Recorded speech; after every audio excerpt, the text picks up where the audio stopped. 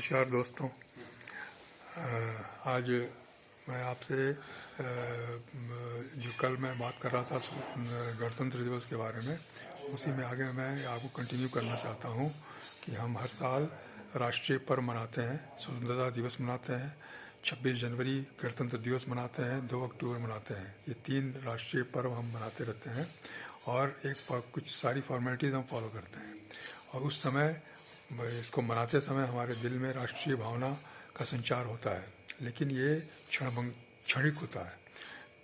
कुछ समय तक ये राष्ट्रीय भावना रहती है हमारे दिल में। कुछ समय के बाद ये राष्ट्रीय भावना समाप्त हो जाती है। हम अपने पुराने स्तर पर चले आते हैं। हमारा जो व्यवहार है, हमारी जो सोच है, वो बिल्कुल राष्ट्र के हित में नहीं है। देश के हित में हम नहीं सोचते, समाज के हित में नहीं सोचते, सिर्फ अपने हित में हम सोचते हैं। अपनी छोटी छोटी स्वार्थ के पीछे हम लोग देश को, समाज के हित को नज़रअंदाज करते हैं, उसको हिट करते हैं, उसको नुकसान पहुंचाते हैं। जैसे हम लोग आमतौर पर अपने मांगों को लेकर के, अपने डिमांड्स को लेकर के सरकार के खिलाफ या किसी डिपार्टमेंट के खिलाफ हम लोग प्रदर्शन करते हैं, विरोध प्रकट करते हैं। तो विरोध प्रकट करने का अर्थ क्या है? विरोध प्रकट करने का मतलब है कि हमने काम बंद कर दिया और हमने दबाव बनाने के लिए तरह तरह के हथकंडे अपनाने शुरू कर दिए। हमने तोड़फोड़ भी हम लोग करते हैं, हम लोग आगजनी भी करते हैं, हर तरह की घटनाएं होती रहती है।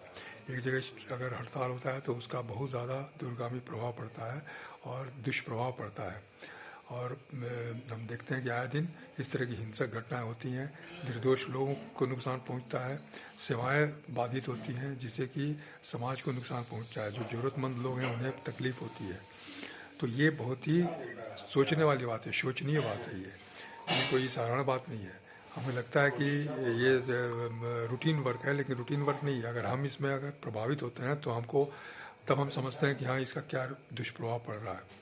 जैसे कि कोई बीमार है, अगर कोई एम्बुलेंस में जा रहा है और उसका रास्ता रुका हुआ है, आगे कहीं कोई प्रदर्शन हो रहा है, कहीं कोई रुकावट है, कहीं कोई धरना प्रदर्शन हो रहा है, उसके चलते रास्ता रुका हुआ है, तो उस वक्त हमको पता चलता है कि इसका कितना बड़ा असर हमारे ऊपर पड़ रहा है। किसी की जान उसमें जाने का जोखिम रहता है, किसी रोगी की जान जाने का जोखिम रहता है। कहीं हमें जाना है, फ्लाइट में जाना है, ट्रेन में जाना है, यात्रा करने जाना है, और वहाँ पर हमें अगर बाधा आती है या हमें बहुत ही घूम घाम के जाना पड़ता है, उस केस में हमें ये फील होता है कि कितना इसका गलत असर पड़ रहा है हमारे सोच का। इसलिए हमें ये सोचना आवश्यक है कि हम जो कर रहे हैं उसका असर राष्ट्रहित के विपरीत पड़ रहा है कि उसके अनुकूल पड़ रहा है। हमारा जो इमेज है वो दुनिया में किस तरह का बन रहा है, क्योंकि आज मीडिया है, इलेक्ट्रॉनिक मीडिया है, हर चीज़ें परिलक्षित हो जाती हैं, हर चीज़ें हाईलाइट हो जाती हैं, हर चीज़ें दिखाई जाती हैं, विजुअल्स आ जाते हैं हर जगह। सोशल मीडिया पर विजुअल्स आ जाते हैं, इलेक्ट्रॉनिक मीडिया पर विजुअल्स आ जाते हैं। तो वो दूसरे देशों में, विदेशों में भी इसका प्रचार प्रसार हो रहा है। तो वहाँ हमारे प्रति क्या विचार लोगों के बनते हैं, हम देश के प्रति क्या सोच रहे हैं, हम वहाँ के हित के, हम यहाँ की संपत्ति के बारे में क्या सोच, सार्वजनिक संपत्तियों को कैसे हम हैंडल कर रहे हैं। ये बहुत ही आवश्यक चीज़ है, ये बहुत ही सोचने वाली बात है। किसी भी खाली स्थान पर हम कब्जा कर लेते हैं, किसी भी खाली स्थान पर हम अपना आधिपत्य जमा लेते हैं, गैर कानूनी आधिपत्य जमा लेते हैं। ये सब हमारी गलत सोच का नतीजा है। ये हमारे राष्ट्र और समाज के खिलाफ है ये सिस्टम। इसलिए हमें इसके बारे में बहुत ही सीरियसली सोचना होगा कि हमारा ऐसा आचरण नहीं होना चाहिए। हम जो भी करें एक दायरे में करें, एक सीमा में करें। ठीक है, हमें संविधान से विरोध करने का, अपनी मांगों को बताने का अधिकार प्राप्त है। उसके तरीके भी हमें यूज़ करने का तरीका भी हमको मालूम है, या अधिकार उसका है, लेकिन हम उसका दुरुपयोग न करें।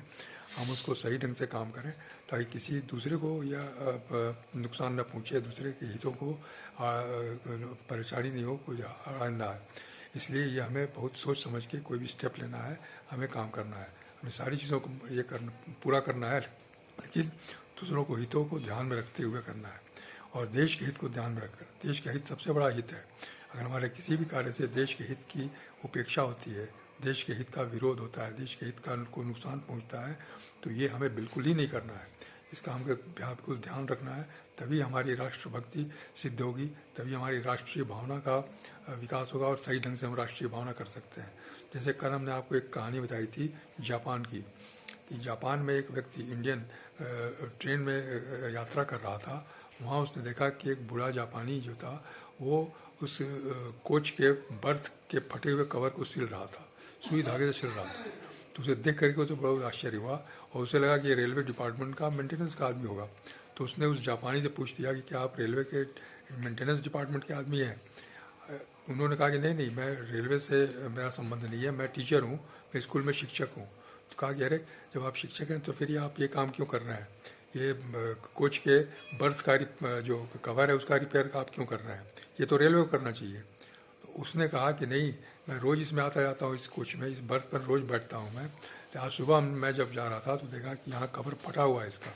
तो मुझे बहुत शर्म महसूस हुई, क्योंकि इसमें बहुत सारे बाहर के लोग भी, दूसरे देश के लोग भी बैठे रहते हैं, जैसे आप आज बैठे हुए हैं।